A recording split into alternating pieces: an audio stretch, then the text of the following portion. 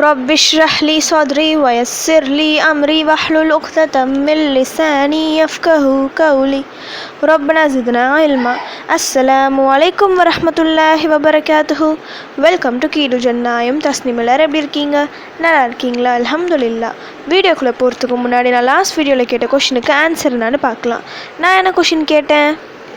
Urge என்றால் என்ன? இதுக்கான ஆன்சர் கொலை. அல்லாஹ் சுப்ஹானஹு வ தஆலா ஏராளமான அருட்கொடைகளை மனிதனுக்கு தந்துள்ளான்.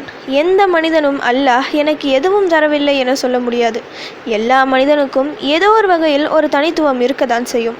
மற்றவர்களிடம் இல்லாத ஒரு விஷயம் நிச்சயம் நம்மிடம் இருக்கும். நாம் நன்றாக சாப்பிடுவது, நோய் இல்லாமல் இருப்பது, இதுவும் அருட்கொடைதான். சுதந்திரமாக சுவாசிப்பதும் அருட்கொடைதான். வெறும் வசதி, பதவி, அந்தஸ்து இது இருந்தால்தான் அல்லாஹ்வின் அருட்கொடை அந்த மனிதனுக்கு கிடைத்துள்ளது என நினைக்கக்கூடாது. நம்மை விட கீழே உள்ளவரை பார்க்கும்போது தான் அல்லாஹ் நமக்கு எவ்வளவு அருட்கொடைகள் தந்துள்ளான் என புரியும். எனக்கு எதுவும் இல்லை என சொன்னால் கூட உன்னதமான இந்த மார்க்கத்தில் பிறந்துள்ளதே ஒரு பெரிய அருட்கொடைதான். ஒரு விஷயம் நம் கையில் இருக்கும்போது தெரியாது, அது நம்மை விட்டு செல்லும்போது தான் நாம் எந்த அளவுக்கு ஆசீர்வதிக்கப்பட்டவர் என தெரியும்.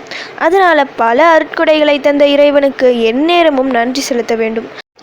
அவன் நமக்கு தந்த வேதம் அல் குர்ஆன், இதை தினமும் எடுத்து ஓதி நன்றி செலுத்த வேண்டும். மனிதர்களுக்கு இது நேர்வழி காட்டி என அல்லாஹ் தெளிவாக கூறியுள்ளான்.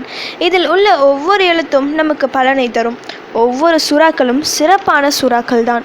இருந்தாலும் நபி ஸல்லல்லாஹு அலைஹி வஸல்லம் அவர்கள் இதில் சிலவற்றை சிறப்பித்து கூறியுள்ளார்கள்.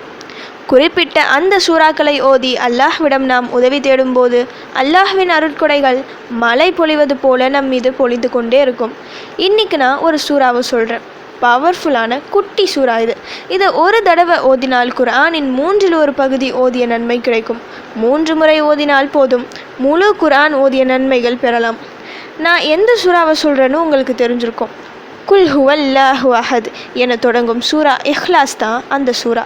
4 வசனங்கள் தான். குல் ஹுவல்லாஹு அஹத், நபியே நீர் கூறுவீராக, அல்லாஹ் அவன் ஒருவனே. அல்லாஹு ஸமத், அல்லாஹ் எவரிடமிருந்தும் தேவைகள் அற்றவன். லம் யலித் வலம் யூலத், அவன் எவரையும் பெறவும் இல்லை, எவராலும் பெறப்படவும் இல்லை. வலம் யகுல் லஹு குஃபுவன் அஹத், அன்றியும் அவனுக்கு நிகராக எவனுமே இல்லை. இதுதான் இந்த சூறாவின் வசனங்கள். அல்லாஹ்வை பற்றி ஏதாவது சொல்ல வேண்டும், எழுத வேண்டும் என்றால் கடல் அளவு மை இருந்தாலும் அது போதாது. அப்படிப்பட்ட ரப்பை ஒரு 4 வரிகளில் சொல்லக்கூடிய சூறா தான் இது.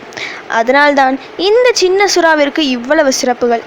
சில நேரம் நம் கையில் விலை மதிப்பில்லாத ஒரு விஷயம், அதுவும் நமக்கு மிக முக்கிய தேவையான ஒரு விஷயம் இருக்கும். நம்ம கிட்ட தான் இருக்கும், ஆனால் அதை விட்டு வேறு எங்கேயோ போய் நம்ம தேடுவோம். அதுபோல தான் இந்த சூறாவையும், நமக்கு மனப்பாடமாக தெரிஞ்ச சூறா. இதை விட்டு நாம் கஷ்டங்கள் தீர வேறு துவாக்கள் என்ன ஓதலாம் என யோசிப்போம்.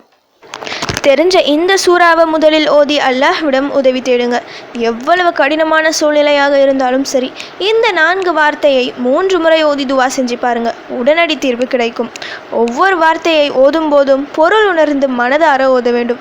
அப்படி ஓதி துவா செய்தால் மலை போன்ற பிரச்சனையும் ஒன்றுமில்லாமல் போகும். இந்த சூறாவை நாம் தெரிந்து வைத்திருப்பதே ஒரு அருட்கொடைதான்.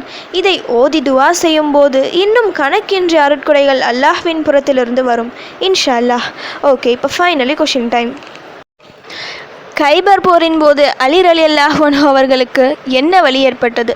இதுதான் இன்னைக்கான கொஷின். இதுக்கு உங்களுக்கு ஆன்சர் தெரிஞ்சால் ப்ளீஸ் கமெண்ட் பண்ணுங்கள். அப்படி இல்லைனா ப்ளீஸ் வெயிட் பண்ணுங்கள், நான் நெக்ஸ்ட் வீடியோ போஸ்ட் பண்ணுற வரைக்கும்.